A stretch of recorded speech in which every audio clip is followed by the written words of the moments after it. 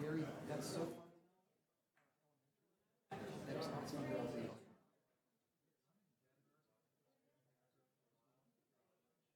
It's the 3 years.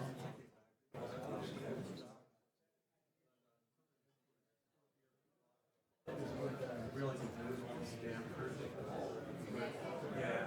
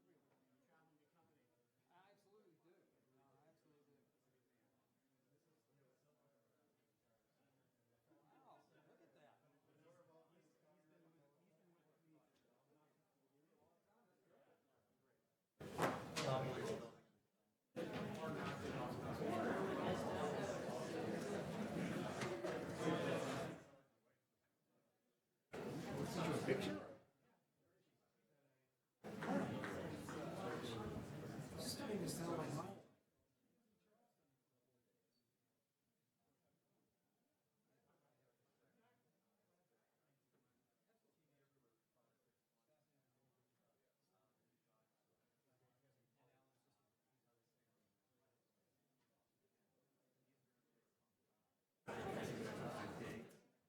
Become more and more. So,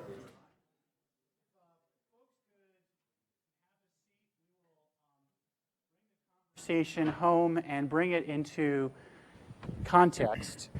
The panel features, as I noted at the outset, one of our prodigal sons come home, Alan Singer, who's a graduate, about to celebrate his 30th year of reunion. So we're really happy to have you back. Ian Olgerson is an interesting panelist because he covered Silicon Flatirons at the very beginning as a reporter. And you may be the only person to cover Silicon Flatirons and participate in Silicon Flatirons. He's now with SNL Kagan. Most people who know here follows the cable and media industry very closely. I've already given a shout out to Cristelia Garcia, who joins us as a faculty member, and I mentioned her deep expertise in licensing and that she'll be running our content initiative here.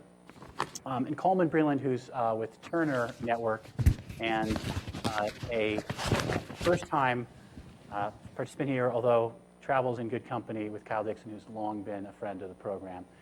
So I want to take us through some of the rubber hits the road questions, and look forward to your thoughts on it, and then we'll get the audience involved.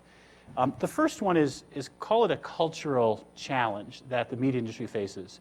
If you watch the behavior of college students and law students, but let's talk about college students, how they consume what we used to call TV, what we now call video, it doesn't look a lot like linear programming. And if you are with a model that you like to have control over where people watch, how they watch, and when they watch, which is the old model, and you're looking at the new worlds, you see this cultural collide. I'd like to reflect on that dynamic and how control of content is related to, let's call it, control of where and when and how you watch content. I'm going to let Cristelia take the first whack at this because she is a veteran of having watched this movie before. It happened in music. That's what scares the bejesus out of the video programming industry, is having watched that movie before.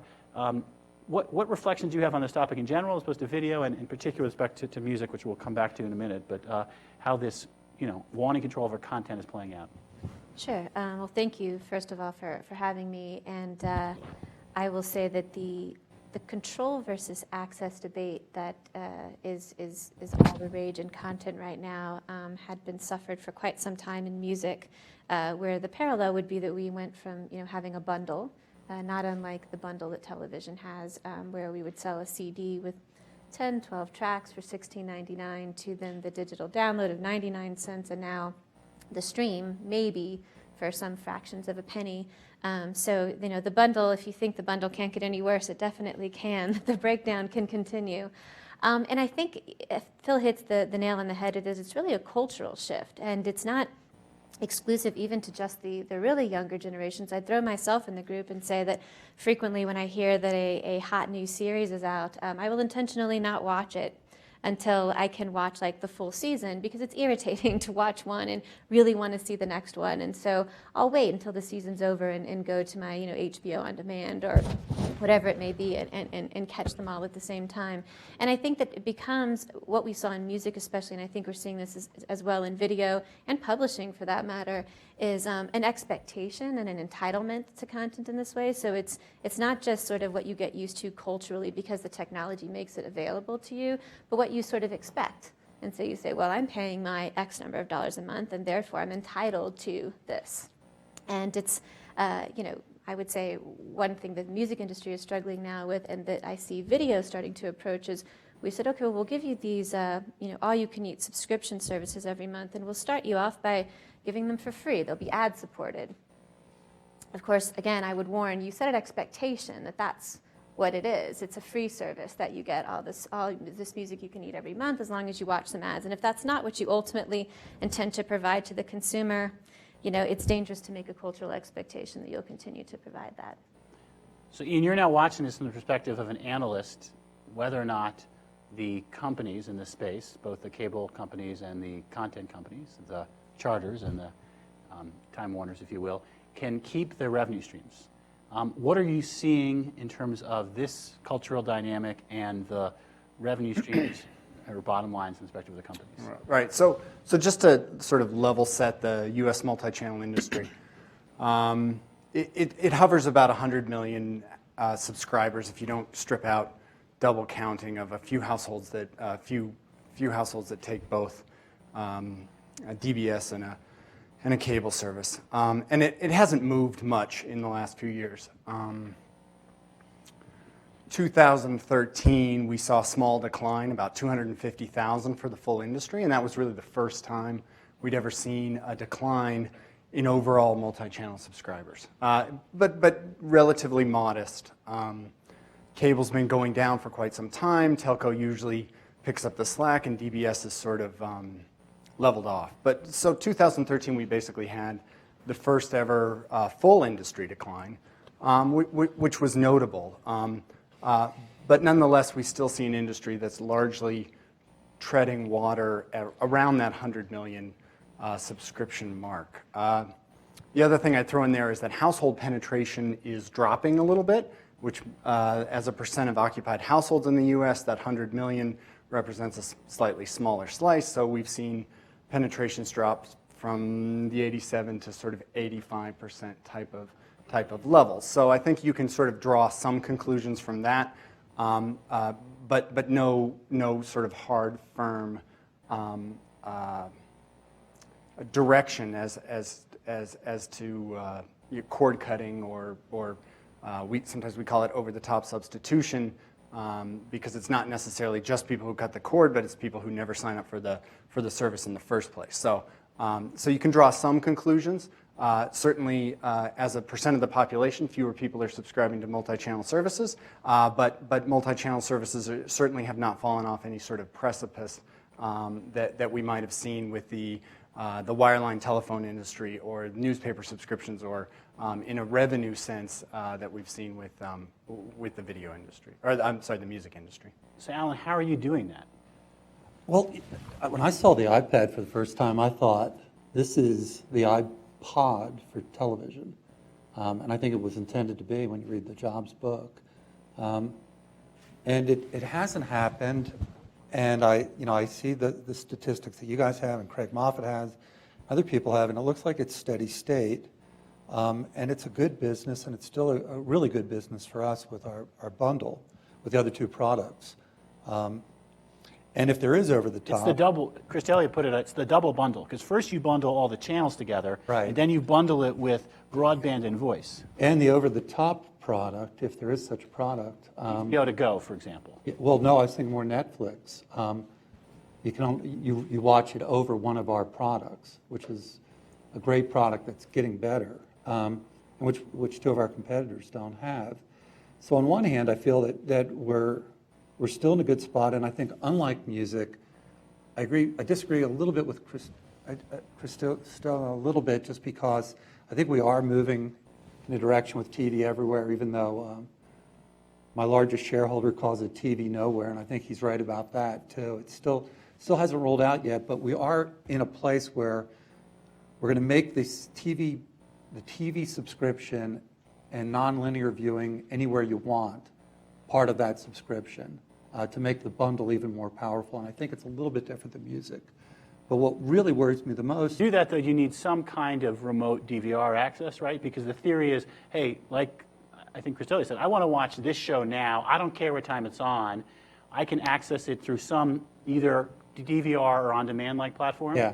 Well, we have robust VOD right now for an iPad, or to watch where you want to watch, if you can get to an internet connection. And I think there will be better and better internet connections outside of the home down the road. So we have that. We don't have download to go. It's funny. I was hoping one of the other panels would get into the legal implications of taking that content, and if it really is around privacy or what's going on in the home and location, what happens when you then move it. But if it is VOD, it is the advertising in VOD is protected. Fast forward is disabled, which is what people are used to on the internet in large part. So if all that happens, I think we're in a pretty good spot. If download to go ends up being a real product and we can protect it with security and can have some type of advertising within it, I think we've done an okay job protecting the subscription business. What really worries me is I have a college student, one of my friends from CU's here, and he was very, very excited about the first episode of Game of Thrones like a month ago. It was great. He watched it. Everyone in the dorm watched it. He goes to a college where they have the Tivoli service. The CEO of Tivoli spoke about a year ago at this conference. Chris, I know he's rebranded it. And I said, well, you don't have Tivoli. Do some of your friends have Tivoli? And he said, no. And I said, no one has Tivoli, right? So how are you watching it? And he said, well, we've all got our parents' HBO Go accounts. And that's not really good. So. Well, that tees up my question for Coleman, which is, this has to be a scary time for the content industry because you've seen the movie before, and you want to do everything you can to keep some control of your content, but yet you realize if you don't give consumers what they want, you're setting yourself up for some of the challenges that the music industry has faced. And as Christella said, if you give it away for free or too cheaply, it's hard to get it back. So how, as a content owner, do you think about these challenges? We have about 8 hours, right? Isn't that? Phil told us this is an 8-hour panel because it's going to take 8 hours to get into this. I also noticed you said Alan and I far apart since we negotiate at times. He's a dear friend. But you've got two people separating us. It's always very civil between us. Well, we decided after the last panel got a little tested that we weren't going to go there. That's exactly right. But let's talk about it because it is a fascinating time. Let me set the table a little bit because, I look around the room and there's some truly seasoned TV veterans and like Sue Hamilton and Nikki Tuttle who are in the audience, but maybe not everybody understands how basic cable works. So let me just set the table a little bit. We have 10 networks at Turner Broadcasting. You got CNN, TNT, TBS, Cartoon, Adult Swim. I won't go through the whole litany. The way the model works for us is very different than an HBO, for example. The way it works, we come in, we see people like Alan, and we're like, please carry our networks, and we have a long, protracted negotiation. He gets some things in that exchange. He pays me a certain amount of money every month for the networks on a per-subscriber basis. We give him certain rights and capabilities, and he also gets local ad time, so he can monetize some ad time in there as well. Now, if you're a basic cable network, you absolutely are right. Phil's point is right on target. We absolutely think a lot about the college students. I'm not sure how we should think about law students differently. We should talk about that later. Hopefully they're not stealing their parents' HBO to go accounts, but we'll talk about that later.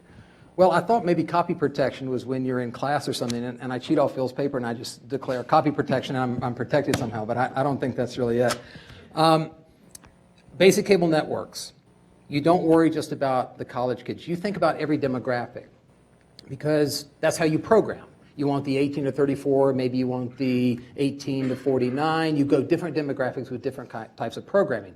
So what's happened over time, if you're a network, you're doing the same thing with your HBO or Showtime or Turner. You're trying to find a hit.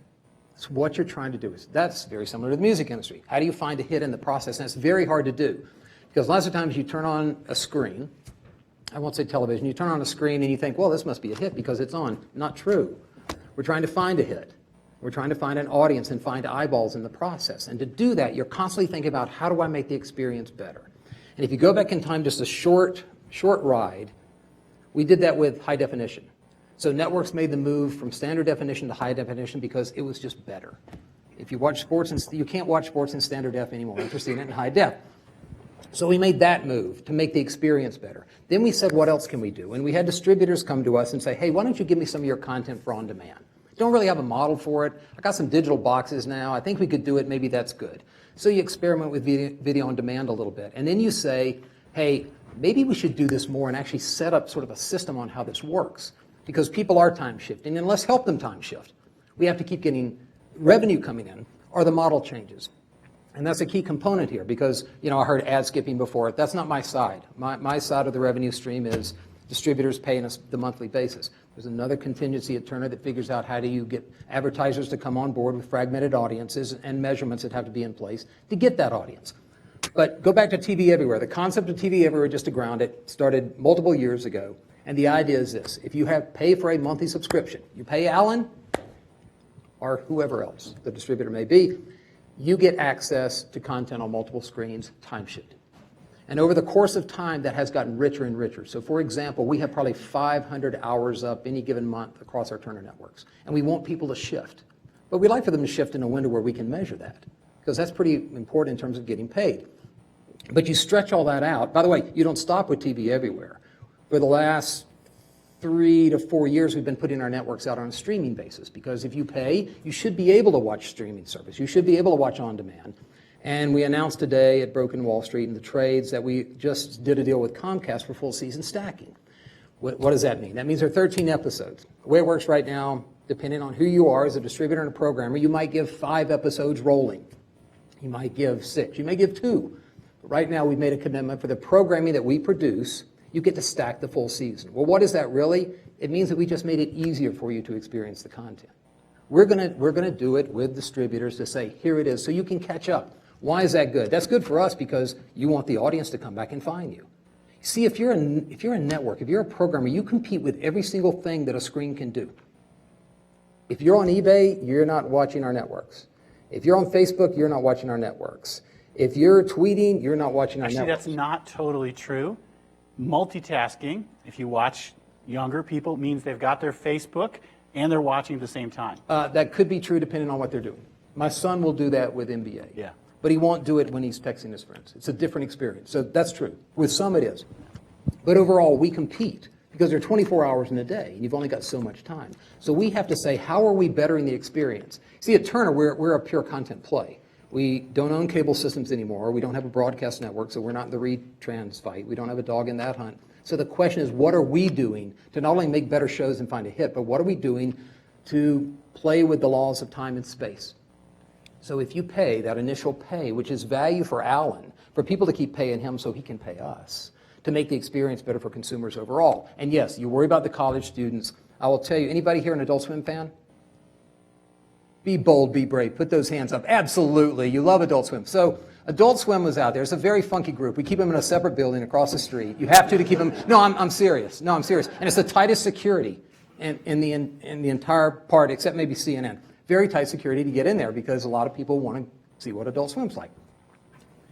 Before TV Everywhere came about, and again, concept is you pay and then you get access. You have to authenticate, which is an awkward process which we're working to improve. You authenticate and you get access to all this on-demand content and streaming content. With Adult Swim, there was actually a lot of content that was out there for free. I mean, it's just, you just go to adultswim.com and they have episodes. And they thought this was great. And you know what? It absolutely is. For those of you who raise your hands, you love Adult Swim because you can get it very easy. But guess what? Alan's probably not going to want to keep paying me for the content if we give it away for free. So we actually took that content and we put it behind the authentication wall a few years back. and the outcry was just extreme. I've never seen profanity woven together in such a way because they were used to getting it for free. And then suddenly you put it behind the wall and say, wait, you got to pay. Because at the end of the day, you can make everything free. Gasoline can be free, food, we'll run out of it. Somewhere you got to figure out how you can serve the customer. If you don't do a good job of serving that customer, you will not have a vibrant business. But you've got to find a way to stretch it. And by stretching the value, then we could have a debate of what's the value of a monthly cable subscription. I should probably stop because I was that's just great. kidding about the 8 hours. No, but that's great. It's Colin's good. great. Let me segue into something. You said it's not your business, so I'll let you take the first whack at this, which is your company does make money from advertising. That's correct. And one of the challenges, again, like watching college students, is A, they want to watch it where they want to watch it, and then a lot of them don't want to watch ads. And that has created this all forms of different tension around, can you force people to watch ads? So A, can you see the ad revenue staying stable? And if so, why? And then B, what do you do to try to still make money from advertisers, given that many consumers aren't that thrilled to watch the ads? Great question. I think you look at a couple things. First of all, I think there's a challenge in ad sales because the capability is there to skip, and the truth is you probably got discretionary income, but you're very poor with time, and so you'll do anything to save a few minutes. I get that piece. Several things can happen. With the full season stacking, part of that equation is the ability for us and for a distributor to be able to dynamically insert ads. So you can find a way to continually, as you're moving through the process, and you're right, fast forward is disabled because that's part of it. We did a test with Cox years ago in one of their systems. And people actually grasped the concept of, because you're offering me something different.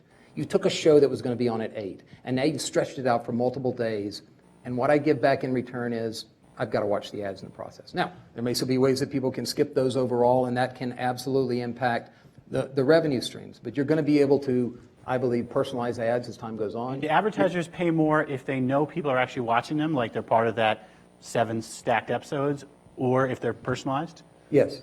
Yeah, they're going to like that. You're going to want to do it. Less ads, but personalize them, make them more relevant, and then make people feel like they're getting a bargain. They'll actually watch them. Hard for me to say less ads because I don't program that piece. But let me ask you this: my kids don't need diapers, so I don't need to see a diapers ad. But if ads could be personalized, are you willing to give up a certain amount of information to let the ads come to you? And the truth is, you just want to know about the Vel package, and you want to go scuba diving in Jamaica. So if you actually could get ads that were relevant to you, sort of like the Hulu model's an interesting one, fewer ads. But if you had fewer ads and more personal, I think that's the path that it goes down. Christelia? I think from the perspective that I'm familiar with, which has a lot to do with the online side, we've tried different things. There's been both ad-supported services, so you can, in lieu of subscribing to a service, you can view ads. And as many of you who've experimented with this know, the music industry is trying to find the price point at which people will say, am I willing to pay $9.99 a month to avoid ads, or am I willing to just get up and leave the room during the ad and then come back? And it's hard to say. Even the most successful services like Pandora and Spotify aren't exactly turning a profit yet. So maybe in order to eliminate ads altogether, $9.99 is not the sweet spot. Or in case of college students, $3.99 because there's a college discount. Maybe that's not quite it. But then, how much more will people be willing to pay? Maybe not. And the free subscriptions continue to grow. So, again, on the online, ROI is definitely the big decline in what advertisers are willing to pay had to do with advertisers saying, well, we know that people are not watching these pre-roll ads. Or we don't think they're watching the pre-roll ads. No one's clicking on them, right, from sort of the online format. And it's a real challenge. I think, consumers will say, we're willing to pay to not watch ads. They'll say that, but then in practice, it doesn't always play out. Or they'll do it up to a certain point, but unfortunately, the point at which they're willing to pay doesn't necessarily coincide with the point at which content owners can eliminate advertising. So can you get visibility on those numbers? What do the ad dollars look like on TV/video? I don't have an ad dollar number stored in my head, but the advertising model for the multi-channel industry has not suffered to the same extent that ad watching should have. If you think about roughly 50 million DVRs installed in multi-channel households, so about half the households have a DVR in their household. You talk about paying a premium in order to skip an ad. I think about my $19.99 a month that I spend on a Comcast DVR, primarily to be able to skip advertisement. And this was a situation that was created by not having the sort of depth and high value content in VOD that they have now. Had the industry moved a little faster with these kind of stackable seasons with the high value content on VOD, they might have been able to avoid the number of DVRs that are out there. But what we haven't seen is a real dip in advertising revenue associated with the presence of DVRs. Can I add on to your question? Do you think, Ian, that that's also because the way it used to work, I had to be home watching my television screen, and now I've got mobile, I got my tablet, I got my PC, I'm moving in the process, although the measurement is working hard to keep up with those platforms. I've got to believe that buoys it to a certain degree. Just the increased usage. Right, just increased usage. Yeah, and I think we've seen, we see increased usage. The hours that Nielsen measures continue to climb beyond what most of us think is a reasonable amount of time to be spent in front of a television, given the fact that we work and sleep. But yeah, certainly the number of devices that are involved in it has helped with the ad dollars. But a lot of those ad dollars, that still continues, and correct me if I'm wrong, but that still continues to be a pretty nascent business for measurement as well as for sales. It is, but gosh, I hate to say this because it sounds optimistic. But Nielsen has a measurement device that they're far along in discussions with programmers and most of the major operators who have rolled out TV everywhere that will measure his linear feeds that I have in TV everywhere on an iPad or a computer, laptop. We can do the exact same measurement. So if I want to do that, if I want to give Turner that exact same data, I can give it to them and or their advertisers. And DVR watching too? And no, not DVR watching. Because one question I had, would advertisers discount DVR watching, expecting that a very high percentage of people fast forward through the ads? Well, it's interesting because it's been around for so long and it hasn't cannibalized yet, so that if you can successfully roll out TV everywhere, and you have Nielsen type of ad measurement, and remember Nielsen now is giving C3 credit and will be giving C5 credit to a Turner Advertising customer. All those things as a placeholder before real types of targeted advertising come into play are all a good news story, particularly with things stable, because I don't want to pay Coleman more. Coleman's programming is very, very expensive. It's very worth it. It's a tragedy what's happened in the music industry to people making money off their talent and their skill. But this programming is so expensive. And we're in this golden age of television where everyone's trying to get ahead. They saw what a network like AMC could do with Mad Men and Walking Dead. So the amount of effort that's going into it's just extraordinary. And there's so many great shows that if we can protect the model through getting advertising out there while we go to IP delivery, which would then lend itself to internet type of targeted advertising, which I've never really understood. I've never really seen the allure of it when you go to a web page, and because your son looked at and made a BMW M3, you're now getting M3 ads, and it's not that great, but it does have some attraction to advertisers. Well, let me pick up your point, and I'll turn to Christelle and Ian on this point because they have no economic incentive to be optimistic. What Alan has suggested is that we are now in the golden age of TV, and that is related to the fact that the TV industry is capturing a lot of rents from their works, thus still encouraging great creativity. As a TV watcher, I agree right now the amount of interesting, great TV may be the best in our lifetime. Particularly if you go back and watch the old TV shows, you can see the production values. I mean, and great stars today are choosing to be on TV in ways that 20 years ago wasn't the case. So Alan put this theory out there. Let me now contrast it, because, Jill, you have some comparators here. Over the last 10 years in music, are we seeing less output, less great works, less creativity because there are less rents in the system? Can we put our arms around that comparison at all? Yeah, well, that's really the interesting question of the day, which is, and it's not the first time this question has come up, right? Well, if we don't have these particular protections in mind, these economic protections in mind, then people will be disincentivized to create things.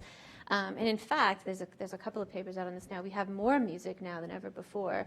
I'll qualify that by saying we have a higher quantity of musical options now than we've ever had before. Subjective as to what quality level all of that music hits, but part of it, and it's sort of, there's two ways to this. One is the ability to produce music has been lessened considerably with technology. So, you can produce an album in your bedroom. The acoustics are better in the bathroom, but then you can record it and mix it in your basement. And you don't need a record label necessarily to pay for you to go into a studio and pay for mastering and that kind of thing at a certain level. You can also freely distribute your content. You can put it up on YouTube if you're not particularly concerned about, gatekeeping or production, as you wouldn't as a new artist, right? So there's a lot more music out there. The filtering agents, however, which used to be the record labels, have now changed so that consumers who usually find their niches and genres will begin to sort of be the taste makers. People with enough YouTube hits are now being grabbed up by the A&R for record labels as, well, this must be the new hot thing. So it kind of cuts both ways. On the one hand, we have a lot more music. It may not necessarily be all hits. As Coleman said, we're always still looking for hits. You can have lots of music, but it doesn't mean that it's going to be the next big seller. But there are easier ways to get the content out there. And I say that this isn't new because, back when we first had, copyright coming out with our first compulsory license for piano rolls, if anyone is familiar with those cases, the idea there too was, if we don't put these protections in place, no one will ever write. If we put this compulsory license in place, right, where songwriters can't say no and they have to license their content out, no one will ever create music again. And as we all know, songwriting stopped in 1908, right? No, of course not, right? Like people continued for some reason to continue writing music, and so it's not as simple as this technological or protections will necessarily stop creation, but it definitely changes the way in which it's done. And don't they mostly make money from touring now? At every level? Some bands will. Some bands are not great touring bands, but those who can are trying, certainly. Ian, it's very hard to do any analytics around quality. I don't know how to establish the proposition that I'm putting out there anecdotally that today's content on TV is the best ever. I don't know if that can be proven. I don't know, as Christelia says, how do you think about what's happening in music? Both thoughts on that in general, then let's get to the other topic that Alan and Coleman can join on. How do you think about the role of intermediaries in this ecosystem? Because what is now missing in music, it's a much more disintermediated world where bands are forced to kind of put their stuff out there and try to get found, where part of what Turner is doing is finding hits, finding talent. So how do you think about, we now look at these very different worlds, how production happens in music versus how it happens in video? I'm not sure if this addresses exactly the role of the industry as an intermediary there, but the enabling technologies that have been put into place, and I unfortunately didn't come up with this thought. This came, Josh Sapin from AMC was talking about it a couple weeks ago, talking about these enabling technologies as being a core driver of the increase in quality in television. And I thought it was an interesting way to think about it because by being able to time shift the content, we're able to concentrate on what we're watching, so we're able to absorb more complex storylines. We're able to absorb more of the information that comes at us. We're able to back things up and say, what was that? What did he say? And we're able to watch things on our schedule, which enables us to become much more invested in these intricate storylines. So this technology, I think, has played a core role. Certainly the business models can't be discounted in terms of paying for everything, but the existence of DVRs and VOD and catch-up TV through Netflix and stackable seasons on demand are all sort of a part of what has helped spur this golden age of television. Alan, let me go to you on this one and give you the the interesting question is Netflix, you've mentioned already, as a little bit of a wild card here, obviously House of Cards being a very interesting innovation they've introduced. Do you still think ultimately intermediaries who develop content are going to remain a valuable source here, or could you imagine some shift to the world that now music has entered into? I really do go back and forth. If you see some of the hits on YouTube channels, it really is interesting. And what's the difference between that and, Tom Freston getting videos for MTV for free? But it's not, it's not some of these shows that are on FX or Steven Spielberg's producing for TNT or Tom Hanks, or the stuff that's on HBO that looks so good. Perhaps it's a separate business. I think Netflix and some of the other content aggregators, Hulu Plus and Amazon, are just another. I don't see them so much as content aggregators as potentially premium services. And if the Turner networks don't want to acquire a wider panoply of rights, it's something else. It's just syndication, and eventually it can become a stressful thing between us. But our agreements in the past never talked about when something could go to syndication. It was more when it was on the network. There were some minor prohibitions against it also being on free TV.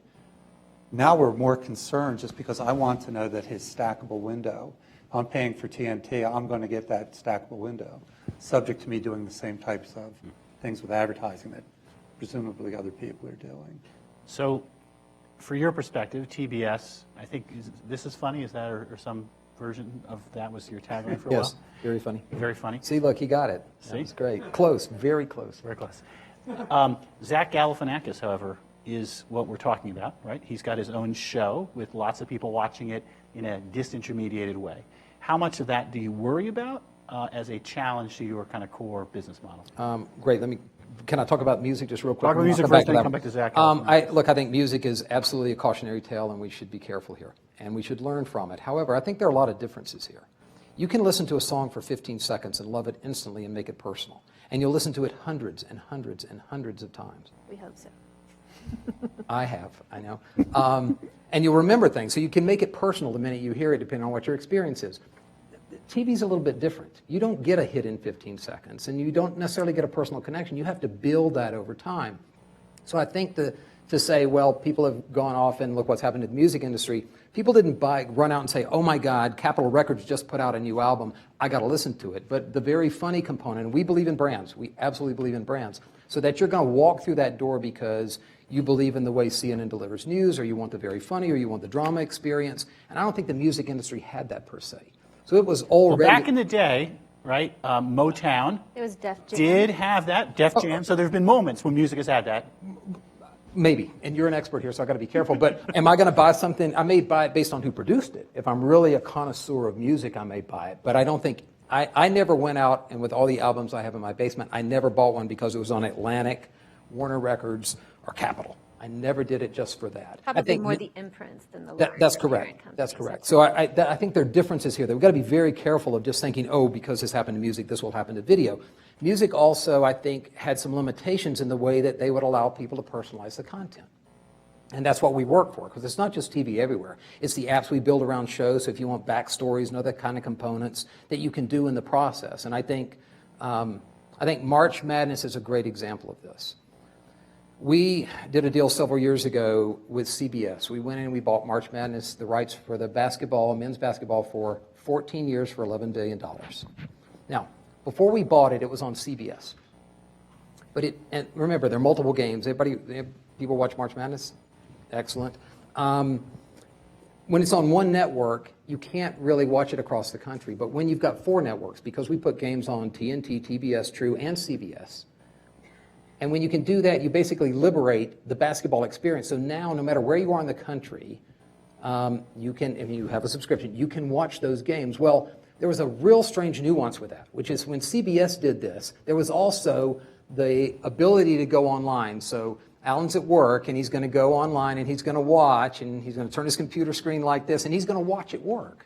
And that worked fine at that time because CBS at that time, I don't know what your deals were, they were probably, you probably weren't writing them big checks at that moment, and you didn't care quite as much. Well, we own 25% of them, so we did. Well, that's true. That's a little different for you at the time. Oh, CBS. No, CBS. I said TBS. No, CBS. So we actually had a consumer dilemma here, which was, okay, now what do? You paid billions of dollars. You got to make your money back. You can't give it away for. If we kept doing that, Alan wouldn't necessarily want to pay us. So what we did was come up with a model that said, all right, let's go back and look at the data. And what you could do this past year, you could go to several sites, NCAA.com, CBS Sports, Bleacher Report, and you could actually go on and watch 3 hours, unauthenticated. Again, you don't have to say, I've got Alan's package. You could actually go on and do that. And what we saw were phenomenal stats. So for example, year over year, mobile was up 52%, which tells you that people, sorry, I've got an iPhone in this pocket, will actually watch basketball on a screen that big. But it's not just that. It's the fact that with the March Madness Live app, you're able to customize it. So you can get live scoreboards, you can do brackets, you can follow all this, and you can customize. And that's the thing you can do with video that I think is a challenge for music. They can do things, absolutely, but it's a little bit different in the way that you can build your models and the overall consumer experience of what that looks like. So, Zach Galifianakis. Yes, let's go back to him. If he is a star and he is on TBS, that is good for us, even if he has his own site. That just makes him that much more popular. So there's a circle here. That's pretty interesting. We bought Bleacher Report. I don't know if anybody goes to Bleacher Report. It's the number 2 site after Yahoo Sports. We're closing it on ESPN. It was a great buy, brilliant people, created in the basement, literally, in the parents' basement. It's a real story. We bought it, and if you look at their model, if you go to Bleacher Report, it's very team-focused. BleacherReport.com. It may also send you off to ESPN.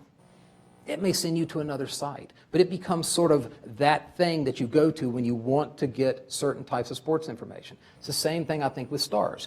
If he has got his own site, if he's somewhere else in the process, that's good for us because if you become a fan, you're going to look for him somewhere else. And if he's on TBS, I'd rather have you watch him a little bit on TBS, and maybe I get you as a new viewer on TBS because of that. So that's not threatening because you're never going to control the best talent anyway and just lope them in for a long period of time. So, Alan, the final question, which only you have the economic interest, but I want to hear from anyone who wants to talk about it. It doesn't seem likely, based on your argument, that Area wins the case. But if they do win the case, it does create a very interesting alternative for you rather than paying retransmission consent fees, which have been going up over time. It does, but I also see Area as broadcast. So we could have a whole panel and really get into a knife fight about that, about what the government really wants to do with free over-the-air TV, and the fact that apparently we should be paying subscription services. The large media companies that are putting up the prime time lineup in sports are going to get the money one way or another. But the way it's funneling through their affiliates in these horrible fights is just silly.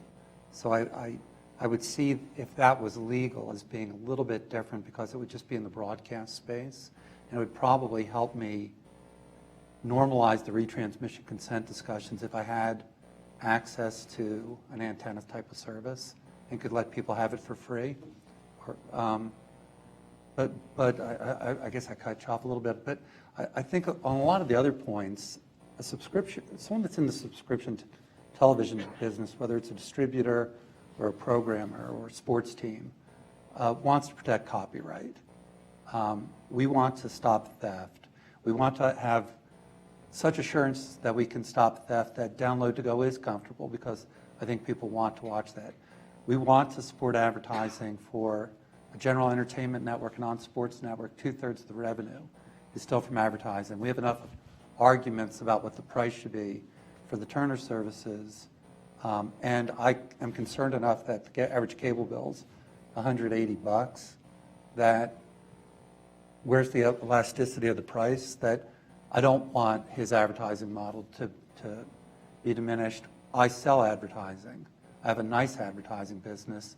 It's local. It can get a lot better than it is today with new technology. So on a lot of the legal issues, we really are aligned with the programmers as a distributor. I do want to protect copyright and respect it. And I do want, and I want to implement security. And I want to protect the ad model. I think what Charlie's done with Hopper, it's really interesting in a lot of the ways that he does things. He's a really brilliant guy. I'm not sure that that's something we'd be interested in implementing unless it had widespread implementation. If Hopper was found legal and all these other set-top boxes have it, we'd have to implement it. But generally, we support the advertising model. So, Ian, I'll give Alan a dodge on that question, but I'll ask you more directly. Retransmission consent has become a big deal for the broadcasters. At one level, the Aero case is about taking the air out of those tires. How deflating, to take that metaphor, would that be to the broadcasters? And if Aereo won the case, do you think you would see other cable companies say, you know what, why are we paying retransmission consent? Let's cut a deal with Aereo instead. I think that the ecosystem around programming is such that it would be unlikely that you would see a tremendous amount of, and this may not be a firm-wide opinion, but certainly my opinion, that it's unlikely that you would see a tremendous number of subscribers, operators that control a tremendous number of subscribers, moving away from retransmission consent, paying the retransmission consent to do a workaround through Aereo. First of all, if you... So you're saying Alan didn't really dodge. You think that is actually the... No, I think it would normalize the discussions. So that means does that mean a bargaining chip that you say, well, you know, I don't really want to pay you $2, I want to pay you $1, Well, I could just wrap around, so why don't we just shake hands on Well, Comcast owns $1.50. NBC, so it's not going to be that widespread. Right. At least not initially.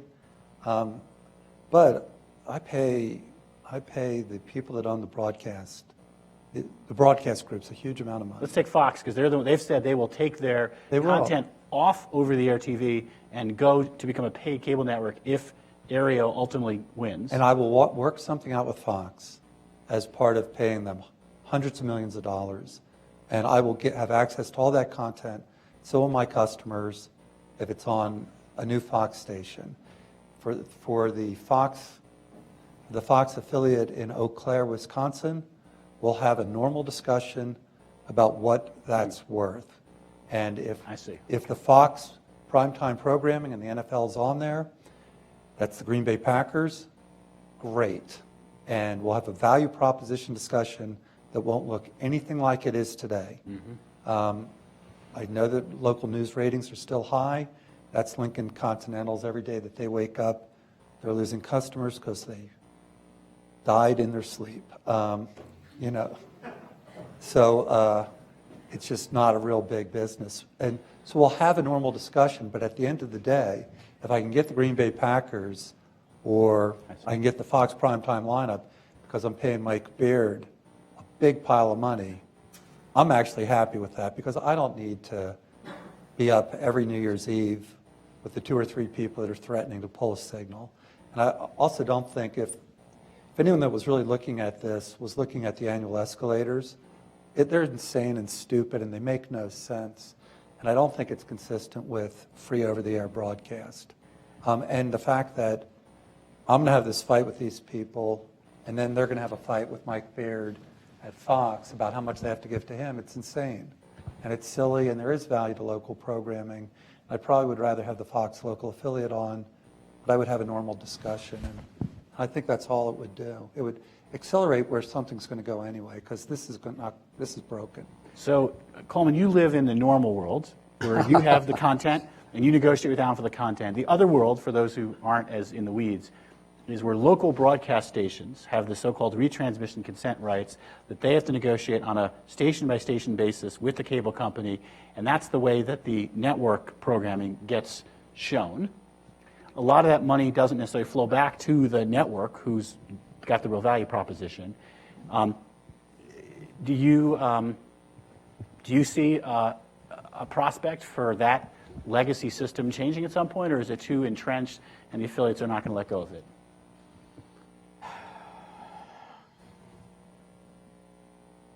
I think it's pretty entrenched.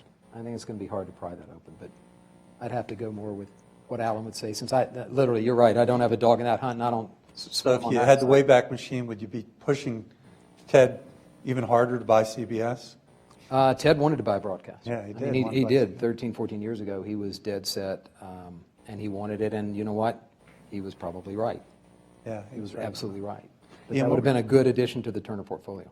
If that had happened, AOL might not have bought us, and we wouldn't have had 2 years of the occupation. So anything to have freed us from that would have been great. But Although Ted Turner's quotes at the time of the AOL merger, I'm not going to get the Ted Turnerism just right, but it was something like, I haven't had this much fun since I'm about sex. I had sex with my first wife.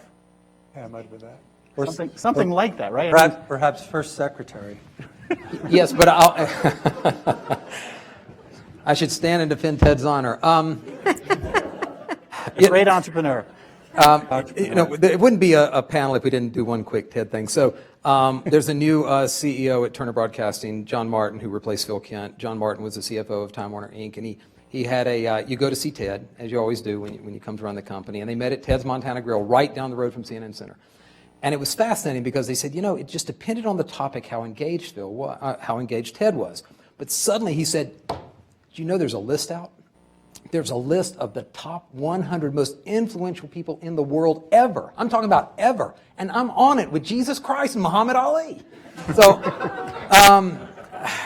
look, I think he was right, and I think there was a lot that could have been done. For his statement, he also said after, and I'm paraphrasing, which is, in the enthusiasm of what was taking place at the time, I didn't really think about it long enough of what it meant, and I turned the thinking over to other people, and I shouldn't have done it. And he, built a penthouse on top of Ted's Montana Grill building that looks across at CNN Center, because I think if he had to do it over, he would absolutely do it differently. Let's go to the audience, and as we've discussed, the students get the first crack. We've got lots of students, some of whom are working in the space this summer. We even have a incoming student, which we love to see. Aishan. Right back behind you, Coben. Aishan. Just when you were talking about having to fight with Twitter, it reminded me of the younger audiences now. Watching the shows, you're on Twitter the whole time with a hashtag. It's part of the experience of watching the show, especially with shows like Scandal, where the stars are also on the show. And it forces you to watch it live because you can't be on Twitter when the show's on because everybody's talking about it. And for you to experience it, you have to watch it live. And I think it's been pretty successful with shows like Scandal and with Shonda Rhimes like Grey's Anatomy. Is that something they're going to move forward with other shows adapting that to make people force you to watch it live and watch the commercials along with it? So in what is a little bit of a, not sure if this is one of yours, Back to the Future moments, we are seeing more watching in linear kind of time because of the Twitter experience. And Mike Frickler said this fall from Viacom, I think Stan's boss. They at Viacom are huge on this issue. Like, they're convinced this is a great model for them and it helps support the ads. So how big a deal is this Twitter force to watch in real time? For the right demographic, I think it's a huge deal. And you're right. I mean, I really don't even know you, and I already like you so much because that's really a component of how the networks are thinking. She'll be looking for a job next summer. Next summer, Turner Broadcasting. Great. Excellent. Seriously, we can have conversations. The sheer fact that you said this and networks think about it, you want them to watch live. Look, most of the viewing is still live. We're sort of a lazy species. It takes a little while, but that interactivity is so key. So we don't think of it just in terms of an entertainment product. We think about it with CNN because you might imagine what it's like to try to get an audience for a news network when you can get your news from Twitter, from Facebook, from so many different sources. So we're trying to figure out what we can do not only to make the live experience better, and we announced it at our CNN Upfront Advertising meeting in New York a few weeks back, and basically it's for any size screen, but let's take a tablet since that's what we carry around with us all day long. You'd be able to actually take the live streaming feed on the tablet, take its full screen or down to about 2/3 of the screen, and on the side you'll be able to go back and forth. So if you missed Erin Burnett and that's what you want to watch 4 hours ago, you touch it, Erin pops on, just like it was 4 hours ago. But the interesting part is this. Underneath that are supporting stories, or just background stories, just 5, that may get into whatever the details are. So if you want to go deeper, you can personalize that experience, and your ingestion of CNN and that news content will be different than what anybody else has happened to be, depending on how deep you go with it. So it's not just entertainment, it's actually a news product that's thinking about what can I do? Because remember, when you stretch back and go back 24 hours, we're still getting ad credit for it, as Alan said, to keep the ad model, but you've got to be able to personalize. And that's the networks that are going to do well, the content that will do well, are the ones who will continually think of ways for the people who want to experience more at that moment to let them do that and go deeper and deeper and immerse themselves in the content so that maybe they will watch it hundreds of times the way people actually have listened to music in the past. So Ian, the old, which is now, old in sort of internet time, idea was that sports was the one thing that people watched in real time. The Olympics became an issue. Is event-driven programming with the Twitter community, say, for example, the 24 launch, is that actually making a little bit of a reversal in the idea that we were moving solely away from linear programming?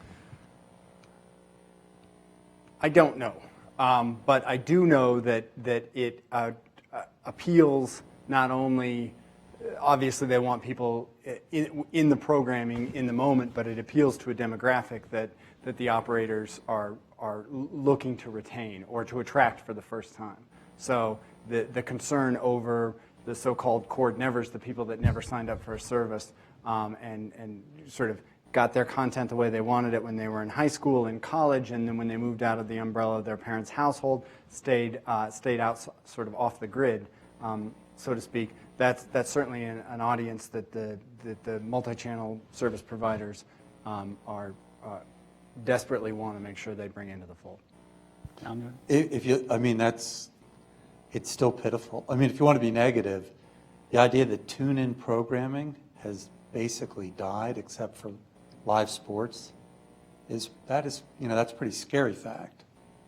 Well, this is a good point, which to extent I don't know can turn it around, but I do think there is this issue about how do you manage yourself against a spoiler alert, and if you really care about it, yeah, you can try to put your hands over your ears and say I'm not listening. But Christelia, I seem to nod. Is this ringing true at all with you? Well, again, to draw a parallel to music, I think the idea of a personalized experience is spot on, and there's been a couple of different attempts at it in music in different ways. The problem that we've repeatedly run into there is the fact that this works best with the super fan. And I've been sitting here thinking as I'm listening to the stories whether that plays out similarly in television programming. It could be, if you're a big fan of, scandals, then you might be willing to get on there and do the Twitter thing. But if it's just me and I'm casually washing dishes / watching a television program, I may not feel moved to get on Twitter and talk about it. I may not even really know the characters' names. I just kind of find the storyline vaguely intriguing, or at least I'm willing to leave it on in the background. And that's what we saw in music. There were, experiences you would offer. So, you could stream a live concert and get an exclusive track, or even the Wu-Tang Clan, this, iconic group has a single sort of packaging for this, but only the super fans care, right? Everyone else, which is where the money comes from, it's harder to grab them. So the Twitter thing sounds promising if it can expand beyond just people who are really big fans of a particular show or just really into Twitter. And that would be the challenge, All right, other questions? Stu?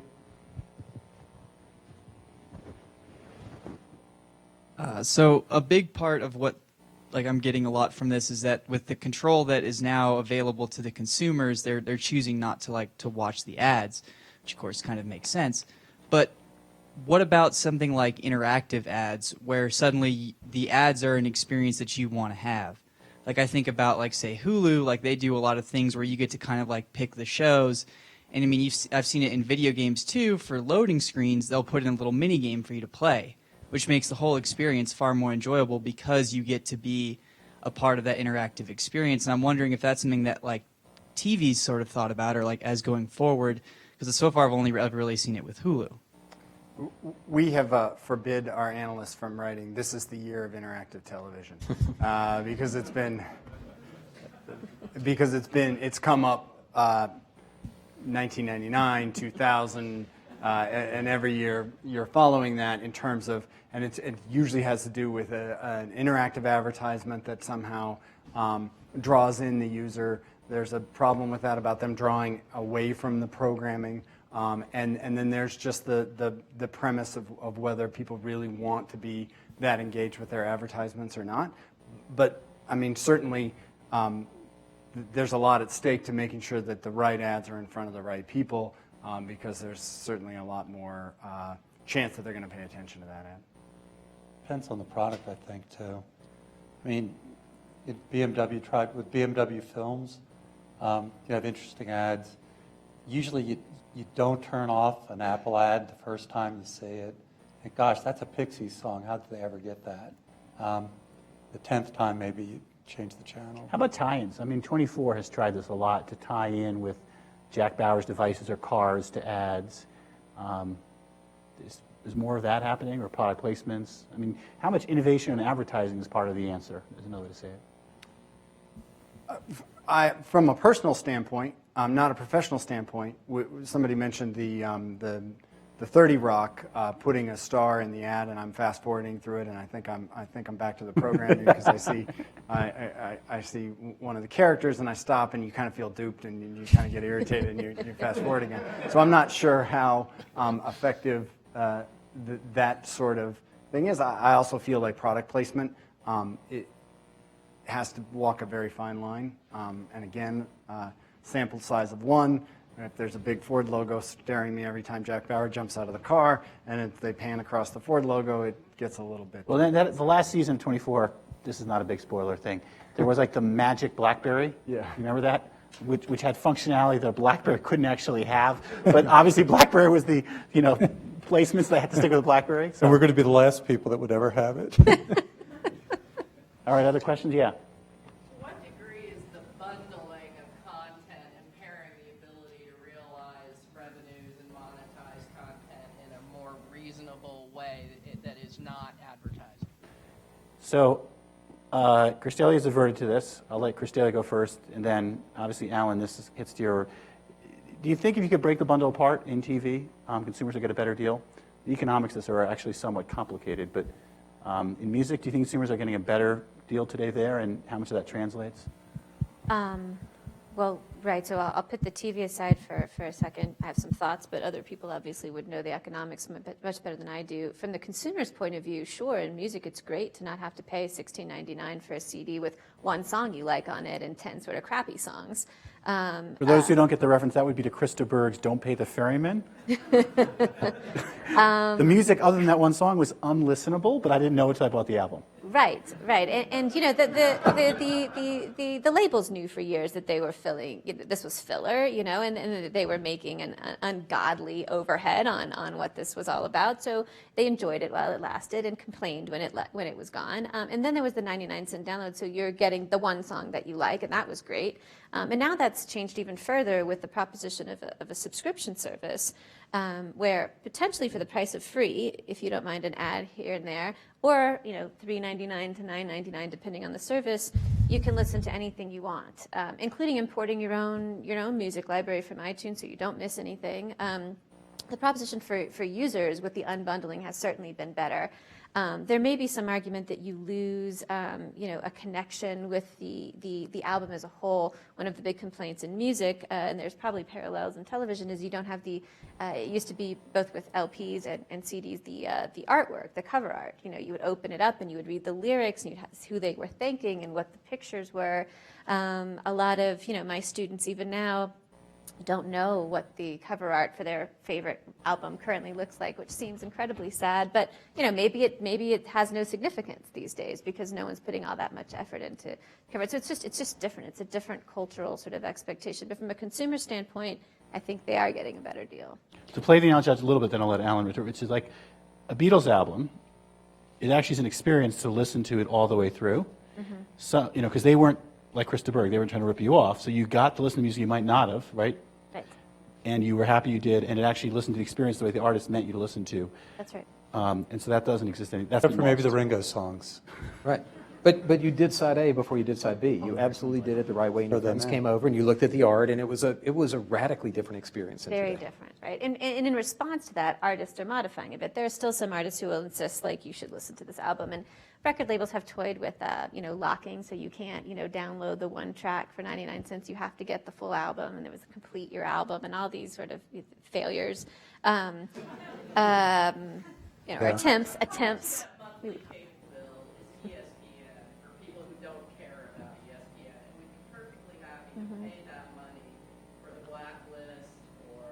It's not so much ESPN. ESPN, I think, would have a pretty good business if you sold it to the 35-40% of the people at a pretty high price. I think if you were allowed to a la carte all the cable nets, it would do, I think, two things. One, it would make my discussions with Coleman and with Viacom easier because they wouldn't be allowed to legally tie and say that if you want these 3 networks, you have to take this panoply of networks, which at a higher price and a carriage that I don't necessarily want. So I'd have more of a normal discussion. I think my customers would feel better about the way the pricing was laid out. I think at the end of the day, I'd still carry all of Coleman's networks or all the Viacom networks because we'd work something out. It would just tap down some of the price. The RSNs wouldn't drive the price for a bunch of new networks that I might not have otherwise bought from a company that owns regional sports networks, not to be unnamed. But I think at the end of the day, even if I was offering you these a la carte prices, the most a la carte business is McDonald's. You come in, everything's up there. It's presented really well. You can get any sandwich, any combination of drinks, sandwich, and French fries and stuff that you want. And over 80% of the people buy 1, 2, 3, or 4 with the option to supersize it. And I think you'd see that in our business. I think I would actually have more normal conversations with Coleman, and I would then sell the packages even more because I'd want you to buy 1, 2, 3, or 4, and perhaps I'd package them more creatively as opposed to basic and expanded basic, and what we call silver and gold. But if I was selling the Oprah Winfrey Network right now, which I did, it would make me really nervous. So it's a little self-serving for me to say that to Coleman. Because when I was selling an RSN or a startup network, it would have made me pretty nervous to have not been part of the expanded basic package. I've heard, just to ask a quick question, I've heard that in some cases it could be cost prohibitive to unbundle. Like, for example, if I said I want HBO but not anything else, that the actual monthly subscription That's a great cost for that that's a would great be point. much higher than I might imagine. Well, it would, because everybody just thinks, well, I'll just get it at whatever price For that $12. Alan was paying for it. But the truth is, if you went a la carte on all the networks, then let's say no one's going to take 100% of everything, so every network goes down. But the cost of running the network doesn't go down. The cost of CNN having 50 bureaus across the world, or TNT doing the program they're doing, or the sports rights, that doesn't go down. So your a la carte package, by the time you pick your 8, you may be back to the same price point. Or you just decide not to do it because you don't like the equation of that. But you're going to have to raise the price first. That's why I said it wouldn't hurt ESPN. It wouldn't hurt ESPN and the regional sports networks. A Colorado Avalanche Nuggets fan's going to buy that, and it'll just be at a much higher price because advertising's only 25-30% of that business. We would hurt Sean Combs trying to start Revolt TV. He would never get it off the ground. It's a hard enough business as is. It would hurt Turner's decision to, should we stick with True TV, or probably not a good example, some more of a fringe network. Do we stick with this because it's just hard because no one's buying it? Yeah, so sort of mentioned before, every time I have this bundle versus a la carte discussion, we basically go into this discussion which we just had. The thing is that Netflix is not a la carte. Netflix is a bundle, and Spotify is a bundle. Some of the most popular online options that people really like are actually bundles. So I mean, to me, the issue is it a good deal for the bundle or not? And I think with Netflix, it undoubtedly is. It's such a low price, you get access to all the content. You compare that to iTunes Video, which is actually not that popular because that is an a la carte model that's expensive. So to me, I don't know. I think that the discussion of a la carte versus bundle and the economics is an interesting one to have. And I actually agree with Alan that you give people a choice and they feel better about getting the bundle anyway because they see that they save money. But again, do you have any comment on that? Because I don't think it's true that the internet is necessarily moving people towards this a la carte micro-payment type model. No, and I don't think, my first job was actually in the C-band business, which a lot of you won't necessarily know what that means, but it was the big dishes out in the C&D counties. And it was actually a wonderful job because you actually competed with your affiliates. So every other network group, whether it was HBO or Showtime or Superstar, you would sell them your networks, they would sell you yours, and then you would go out and compete about 23 different retail offerings to get Phil to sign up. and he would pick the Turner package over this package, that. Even though they may be the same, but there was one distributor called Turner Vision, not TED, it was just called Turner Vision. And they actually did this. They did some a la carte and real small little mini packs like these 3 networks, these 3. They had less than 9% of the market. And this is from C-band people who believe the skies are free and I should get everything I want and you'll pry it from my dead hands because I'm going to cruise the sky and get 88 into the clear signals. And even then it didn't work. And the prices were much lower at that time. This is 20 years ago. The prices were much lower at that time. I think it's for that reason, because the question is, what is the bundle worth, and is it valuable enough? Are you getting what you want money-wise versus I'm going to pull into Six Flags and say I want to ride 3 rides, and they say the price is the same, and I'm like, but why? And they say because the other rides are still functioning as well. Well, the other dimension to what you just said, the Turner Vision story, there's a book by Barry Schwartz called The Paradox of Choice. The problem, if you gave people a list of 50 networks, like a Chinese menu or a McDonald's menu, said check them off, people would be like, I don't know.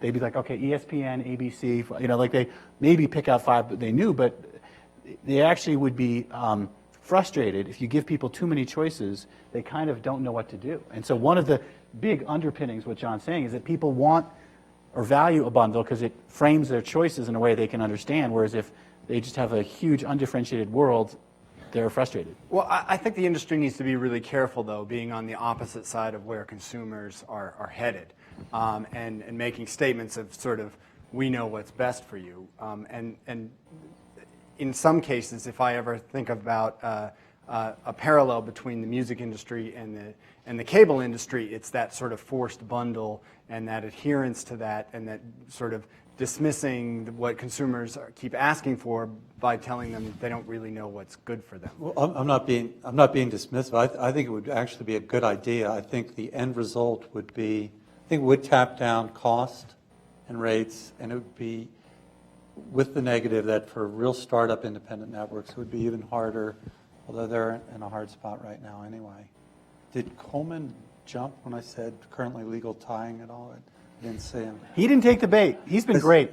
Yeah, well, he's gotten very Colorado. He came out here. I'm going to. I did. I looked at Paper Chase, and they wore jeans. I was going to wear boots, but I thought that would be a little too. I'm going to take you to Schleppler's and get you some boots right after this. It's been a real pleasure, guys. Thank you for a great discussion. Thank you.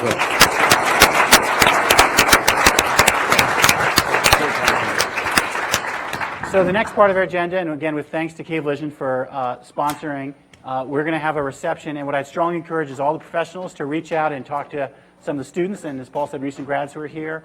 Look forward to continuing the conversation.